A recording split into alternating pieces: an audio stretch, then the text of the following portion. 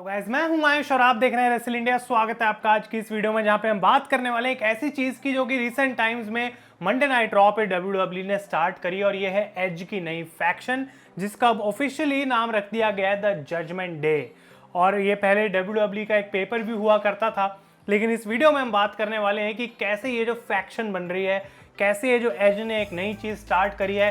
ये आने वाले टाइम में डब्ल्यूडब्ल्यू में ना ही सिर्फ एक कमाल की स्टोरी लाइन बन सकती है, बट रिसेंट टाइम्स की one of the best factions बना सकते हैं यहाँ पे एज। तो इसकी क्या सारी पॉसिबिलिटीज हैं, क्या इसमें ऐसा खास है जो मुझे लग रहा है हाँ ये बढ़िया बन सकती है, वो हम डिस्कस करने वाले हैं। और मैं चाहता हूँ कि आप लोग कमेंट्स में बिल्कुल इन्वॉल्व हों, अपने ओपिनियंस आप मुझे बता सकते हैं, आप लोग आपस में बात कर सकते हैं कि इस फैक्शन में आपको ऐसा क्या खास लग रहा है, क्या आपको इसके अंदर कोई पोटेंशियल दिख रही है या फिर नहीं। तो ये सारी वीडियो इसी के ऊपर रहने वाली है कि कैसे इसको बिल्ड करा जा सकता है। तो इंटरेस्टिंग रहेगा गाइस। हम स्टार्ट करते हैं और पहला पॉइंट जो मैं बोलना चाहता हूँ ये है कि एज ने एक बार फिर से एक ऐसी चीज ढूंढ के निकाल ली है कि भाई अपने कैरेक्टर को कैसे फ्रेश रख पाए। उन्होंने खुद अपने रिसेंटली एक प्रोमो में बात बोली थी कि जब मैं वापस आया तो लोग ऑब्वियसली मुझे पसंद कर रहे थे क्योंकि मैं वापस आया, लेकिन एक पॉइंट के बाद वो बेबी फेस जो रन था एज का, वो उतना कुछ खास नहीं लग रहा था। ऐसा लग रहा था कि हाँ एज एक कमाल का सुपरस्टार है जो अच्छे प्रोमो कट कर सकता है, लेकिन इसके अलावा अब क्या, किस किस के अगेंस्ट एज जाएगा, मैच लड़ सकता है। तो एज को जरूरत थी कुछ चेंज करने के लिए, अपने आप को फ्रेश रखने के लिए, और उन्होंने एक ऐसी चीज करी जो कि शायद किसी ने एक्सपेक्ट नहीं करी थी। उस पॉइंट पर हमें देखने को मिलेगी। और हम जानते हैं कि एज इससे पहले the brood, ministry of darkness के साथ रह चुके हैं, उसके बाद क्रिश्चियन के साथ उनकी कमाल की टैग टीम रह चुकी है। तो क्लियरली उनको पता है कि जब एक मल्टीपल बंदों की या फिर टैग टीम हो या फैक्शन हो उसमें काम करना है तो अपने पार्टनर्स को कैसे वो हैंडल कर सकते हैं, वो चीज एज के दिमाग में क्लियर है। और हम जानते हैं, ये बात ऑलरेडी हमने देख ली है कि डेमियन प्रीस्ट को जो एलिवेशन मिल रही है कुछ हफ्तों के अंदर ही, वो कितनी ज्यादा है। आज से 2 हफ्ते पहले शायद मैं डेमियन प्रीस्ट के बारे में केयर कर रहा था क्योंकि वो एक हील थे, लेकिन उनके कैरेक्टर का तो कुछ था ही नहीं। भाई ये बंदा हील तो बन गया, लेकिन अब इसका क्या। लेकिन जब से उन्होंने अपने आप को एज के साथ रिलेट करा है, ज्वाइन करा है, तब से उनकी जो वैल्यू है वो बढ़ गई है और लोग अब केयर कर रहे हैं कि आखिर डेमियन प्रीस्ट क्या करने वाला है। नेक्स्ट चीज की जो मैं बात करने वाला हूं वो है गाइज कि अगर हम कंपेयर करें इसको स्मैकडाउन से, तो kind of a faction the blood line या फिर एज रोमन रेंस के एक ऑल्टरनेटिव है ऑन मंडे नाइट रॉ। फर्क सिर्फ इतना है यहाँ पे कि सब कुछ रोमन के बारे में जैसे ब्लड लाइन में है, यहाँ पे सिर्फ एज के बारे में नहीं है। एज अपने पार्टनर्स के बारे में भी उतना ही केयर कर रहे हैं। और दूसरी चीज ये है कि ये फैमिली की स्टोरी लाइन नहीं है जैसे कि द ब्लड लाइन में हमको देखने को मिली। लेकिन स्मैकडाउन के पास एक अच्छी फैक्शन है। कुछ लोग कहेंगे ब्लड लाइन बोरिंग है, लेकिन still it is a dominant faction. और दूसरी तरफ अगर हम जजमेंट डे की बात करें तो वो धीरे धीरे आगे ग्रो कर रही है। तो मंडे नाइट रॉ को काइंड ऑफ उस चीज का थोड़ा सा ऑल्टरनेटिव मिल रहा है जो स्मैकडाउन पे हमको देखने को मिलता है। अब अगर करंट सिचुएशन की मैं बात करूं तो हम जानते हैं एज का रीमैच होने वाला है रेसलमेनिया बैकलैश में विद एजे स्टाइल्स, और ये चीज काफी लोग एक बार फिर से देखना चाहेंगे क्योंकि जिस तरीके से एंडिंग थी रेसलमेनिया के मैच की, ऑब्वियसली एजे को एक चांस मिलना चाहिए once again to fight Edge. लेकिन ये गाइज एक स्टार्टिंग है ऐसी चीज की जो कि बहुत आगे जाने वाली है। This is just the beginning. और इस चीज पे मैं सिर्फ इस वजह से ट्रस्ट कर सकता हूं क्योंकि इसके अंदर एज इन्वॉल्व है। WWE में एज के पास जो है वो बहुत ज्यादा क्रिएटिव कंट्रोल है, वो डिसाइड कर सकते हैं उनको क्या चाहिए क्या नहीं चाहिए, और वो उनके कॉन्ट्रैक्ट के अंदर है। और WWE कभी एज को इस तरीके से बुक नहीं करेगी कि उनकी कोई वैल्यू फील ना हो टीवी के ऊपर। तो इस वजह से हम ट्रस्ट कर सकते हैं कि अगर एज यहाँ पे कुछ कर रहे हैं तो इन द लॉन्ग टर्म ये एक बड़ी बात बन सकती है। और करंटली सिर्फ एजे के साथ उनकी फ्यूड है, आने वाले टाइम में और चीजें हमें डेफिनेटली देखने को मिलेंगी।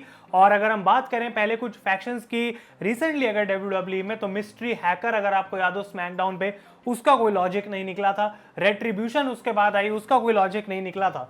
तो उनमें से एक यहाँ पे जजमेंट डे नहीं होने वाली है। डेफिनेटली इनका फ्यूचर इससे बेटर रहने वाला है।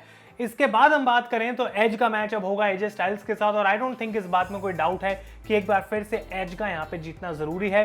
क्लियरली वो चीटिंग से जीत सकते हैं, एक और नया मेंबर ऐड करा जा सकता है फैक्शन में जिसकी वजह से एजे इस मैच को हारेंगे।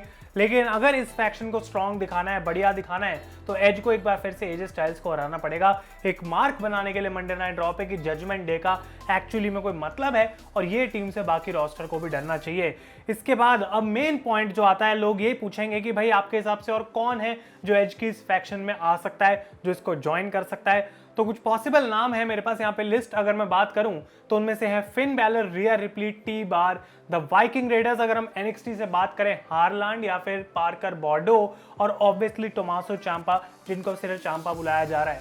तो फिन बैलर की जिस तरीके से बुकिंग रही है, मैंने आपको बोला था इसके दो ही रीजन है, या तो वो जा रहे हैं WWE छोड़ के, या फिर अब उनका हील टर्न होने वाला है। एंड आई होप कि सेकंड ऑप्शन ट्रू है और एज की फैक्शन में जाना उनके लिए बहुत बढ़िया रह सकता है, क्योंकि एजे स्टाइल्स की जो पूरी हिस्ट्री है फिन बैलर के साथ, वो स्टोरी लाइन में प्ले करी जा सकती है। और इस बार फिन बैलर एजे के साथ नहीं बल्कि डार्क साइड पे हैं, तो वो एजे के लिए एक और बड़ी प्रॉब्लम हो सकती है।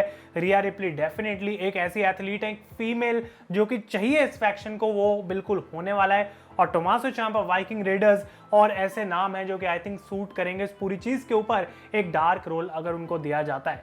अब अगले पॉइंट की मैं बात करूं तो भाई ये सारे नाम एज के साथ जुड़ने वाले हैं जो भी इस फैक्शन के अंदर आएंगे।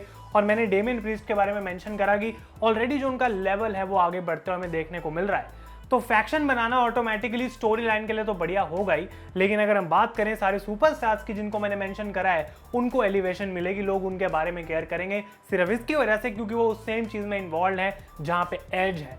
फॉर एग्जाम्पल, अगर ऑस्टिन थ्योरी का मैच नॉर्मली पैट मैकेफी के साथ होता और रेसलमेनिया में उसके around stone cold Steve Austin Vince McMahon को ना लाया जाता, तो शायद वो चीज उतनी अच्छी नहीं होती है।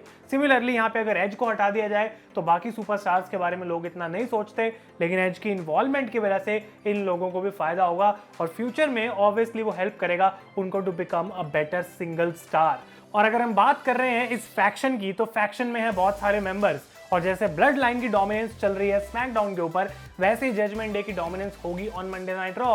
ये हेल्प करेगा ना ही इन सुपरस्टार्स को एलिवेट होने में, बल्कि to get them to championships. यहाँ पे WWE के पास मौका है कि रिया रिप्ली को एक बार फिर से रॉ वुमेन्स चैंपियन बनाया जाए, मे भी यहाँ पे वाइकिंग रेडर्स को टैग टीम चैंपियन बनाया जा सकता है, कुछ भी पॉसिबिलिटी हो सकती है, लेकिन ये सारे सुपरस्टार्स को बहुत ज्यादा फायदा होगा। और मंडे नाइट रॉ में टॉप तक कैसे पहुंचना है उसके सारे आइडियाज बेसिकली एज के पास हैं, और वो अपनी फैक्शन का इस्तेमाल करेंगे इन सारे सुपरस्टार्स को सक्सेस दिलाने में, ताकि वो भी जो है बेसिकली इनके लिए एक गॉड फिगर बन सके ऑन मंडे नाइट रॉ। तो ये मेरी अब एक प्रिडिक्शन करने का समय आ गया है, जो कि मैंने लास्ट ईयर करी थी फॉर RK Bro, जो कि वो कंप्लीटली सही हुई और WWE ने प्रूव कर दिया कि वो चीज कर सकते हैं। लॉन्ग टर्म की हम बात करते हैं और ये परफेक्ट चीज है जो कि लॉन्ग टर्म में मैं देखना चाहूंगा। लास्ट ईयर मैंने कहा था कि RK Bro को डेफिनेटली रेसलमेनिया तक एज अ टीम रखना चाहिए, उसके बाद कभी भी उनका ब्रेकअप हो, और वो चीज WWE ने करी और अब हम देख रहे हैं उसके रिजल्ट्स कितने पॉजिटिव हैं। मेरी प्रेडिक्शन ये रहेगी कि इस साल के एंड तक ये स्टोरी लाइन चलती रहेगी और WWE पूरा फोकस करने वाली है ना ही सिर्फ एज के ऊपर बल्कि सारे कैरेक्टर्स के ऊपर जो कि उस फैक्शन के अंदर आएंगे। आई डोंट नो कि कितनी पॉजिटिव रिस्पॉन्स उसको मिलेगी, लेकिन इसको एक लॉन्ग टर्म में करना बिल्कुल जरूरी है, क्योंकि रेट्रीब्यूशन, मिस्ट्री हैकर दो ऐसी स्टोरी लाइन्स हैं जहां पे काफी हमें ऐसा लग रहा था कुछ बढ़िया तो होगा, लेकिन WWE के पास उसके लिए कुछ खास क्लू नहीं था और वो चीज बिल्कुल बेकार हो गई। तो आई होप सो ऐसा होगा, ये मेरी प्रेडिक्शन है। और अगर हम दूसरी तरफ बात करें तो अगर मंडे नाइट रॉ पे हील फैक्शन फॉर्म हो जाती है, बेसिकली जो पूरा डिस्ट्रॉय कर रही है हर एक बंदे को, व्हाई नॉट वीर महान को उसके अंदर ऐड कर दिया जाए, वो एक ऑप्शन हो सकता है। लेकिन दूसरी तरफ कोई तो चाहिए होगा इनको रोकने के लिए, और तब बन सकती है एक बेबी फेस फैक्शन, और वो एजे स्टाइल्स लीड कर सकते हैं, और ये बेसिकली हमें मंडे नाइट रॉ में इंटरेस्ट देगी। ऐसा नहीं है कि हर समय faction versus faction tag team matches हो रहे हैं, लेकिन एक फैक्शन का मेंबर दूसरे फैक्शन से लड़ सकता है at any time on Monday night raw, और वो स्टोरी लाइंस को काफी ज्यादा गाइस इंटरेस्टिंग बनाएगा। एज स्टाइल्स जो है इसके अंदर डेफिनेटली एक बड़ा रोल प्ले करने वाले हैं, और इसी के अराउंड आई थिंक उनका भी ये साल जाने वाला है इनसाइड द WWE।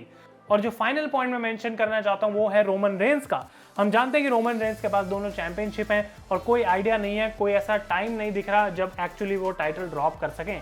तो अगर रेटेड आर सुपरस्टार एज एक ऐसा कैरेक्टर बन जाता है मंडे नाइट रॉ पे जिसकी पूरी डोमिनेंस है, वो बिना चैंपियनशिप के तो रहेगा नहीं। और जबकि Roman Reigns versus Edge already हम देख चुके हैं, इस बार अगर ये मैच होता है डाउन द लाइन इन 2022 तो बिल्कुल उसके साथ जो है एक अलग स्टोरी लाइन जुड़ी होगी। ये दोनों हील होंगे उस केस के अंदर, लेकिन एज को चैंपियनशिप चाहिए प्रूव करने के लिए कि he is a better leader than Roman Reigns. मे भी उस मैच को करा जा सकता है सर्वाइवर सीरीज में, अगर WWE के पास ब्रांड स्प्लिट नहीं है तो भी। तो गाइज ये है मेरे ओपिनियंस इस समय जजमेंट डे के ऊपर। लोगों ने बोला था कि इसके मुझे पूरे टॉपिक के अराउंड एक अलग से वीडियो बनानी चाहिए, तो वही मैंने बिल्कुल करा।